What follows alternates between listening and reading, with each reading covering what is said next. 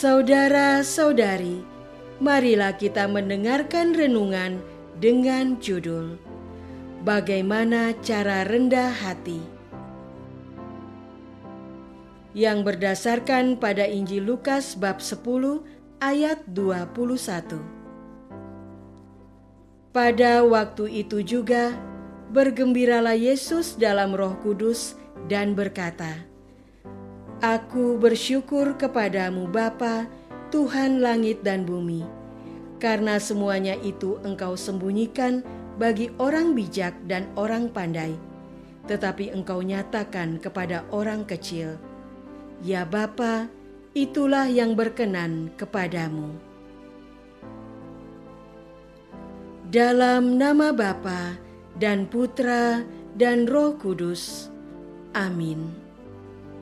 Saudara-saudari terkasih dalam nama Tuhan Yesus Kristus. Kemudian 70 murid itu kembali dengan gembira dan berkata, Tuhan, juga setan-setan takluk kepada kami demi nama-Mu. Lalu kata Yesus kepada mereka, Aku melihat iblis jatuh seperti kilat dari langit. Sesungguhnya, Aku telah memberikan kuasa kepadamu untuk menginjak ular dan kalajengking, dan kuasa untuk menahan kekuatan musuh, sehingga tidak ada yang akan membahayakan kamu. Namun demikian, janganlah bersukacita karena roh-roh itu takluk kepadamu, tetapi bersukacitalah karena namamu ada terdaftar di surga. Firman Yesus pada hari ini menegaskan bahwa kuasa Allah sungguhlah maha besar, melampaui segala kuasa yang lainnya. Para murid pun mengalami sukacita keberhasilan mengatasi segala rintangan karena kuasa Allah yang diberikan kepada mereka. Namun Yesus mengingatkan mereka untuk kembali memusatkan hati hanya kepada Allah saja, agar mereka bersukacita bukan karena keberhasilan yang dialami, melainkan bersyukur penuh atas rahmat persekutuan dengan Allah.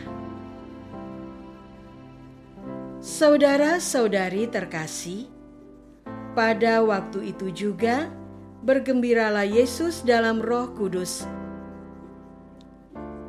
dan berkata, Aku bersyukur kepadamu, Bapa Tuhan langit dan bumi, karena semuanya itu Engkau sembunyikan bagi orang bijak dan orang pandai, tetapi Engkau nyatakan kepada orang kecil. Ya Bapa, itulah yang berkenan kepadamu.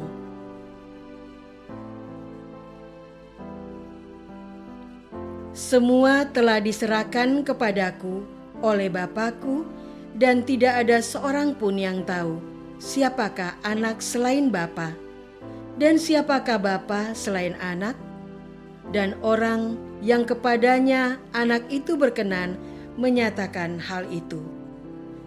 Sesudah itu berpalinglah Yesus kepada murid-muridnya tersendiri dan berkata, Berbahagialah mata yang melihat apa yang kamu lihat, karena aku berkata kepada kamu, banyak nabi dan raja ingin melihat apa yang kamu lihat, tetapi tidak melihatnya, dan ingin mendengar apa yang kamu dengar, tetapi tidak mendengarnya. Saudara-saudari terkasih, Yesus pribadi juga bersyukur penuh atas rahmat persekutuannya dengan Allah Bapa. Ia bergembira di dalam Roh dan Kudus, dan sungguh-sungguh merasakan persatuan utuh dengan Bapanya. Ia juga bersyukur atas pilihan Bapa yang berkenan kepada orang rendah hati, dan bukan kaum bijak pandai dunia. Bukankah ini sungguh curahan anugerah yang luar biasa? Yesus pun menegaskan betapa bahagianya para murid oleh karena rahmat Allah yang luar biasa besar telah dicurahkan ke atas mereka. Adakah pendengar budiman turut merasakan kegembiraan serupa? Terseripkah secuil iri dan kecewa karena merasa termasuk kaum pandai yang tidak sepenuhnya paham dengan rahmat kebijaksanaan dari Allah? Manusia seringkali terjebak dalam gegap gempita dari ide cemerlang yang muncul di benaknya. Tanpa sadar, ide itu meninggikan atau memegahkan ego pribadi dan memandang yang lain jadi lebih rendah daripadanya, termasuk berjarak dan lebih baik daripada rahmat kenyataan di depan mata yang merupakan anugerah dari Allah. Saudara-saudari terkasih, pada hari ini gereja merayakan pesta Santa Faustina Kowalska sebagai teladan dari kerendahan hati dan kerahiman ilahi. Sebagai biarawati, ia menerima dan menjalani dengan sepenuh hati tugas-tugas sederhana yang diberikan kepadanya, seperti di dapur, kebun, dan penjaga pintu. Meski merasa tidak layak untuk menulis, namun atas arahan pembimbing rohaninya, ia mulai menulis buku harian mengenai perjalanan derita kebimbangan jiwa dan bagaimana kerahiman Allah berbelas kasih dan membebaskannya. Sehari-hari ia bersahaja dan lembut hati mengasihi siapa saja. Ketika ia meninggal, buku hariannya diteliti dan divalidasi secara teologis, dinilai setara dengan karya para pujangga besar gereja. Kerendahan hatinya melepas kendali diri dan berserah ke dalam penyelenggaraan Allah, menjadikannya saluran dari kerahiman Allah bagi sesama. Namun bagaimana bila kita terjebak dengan kondisi merasa diri cukup pintar?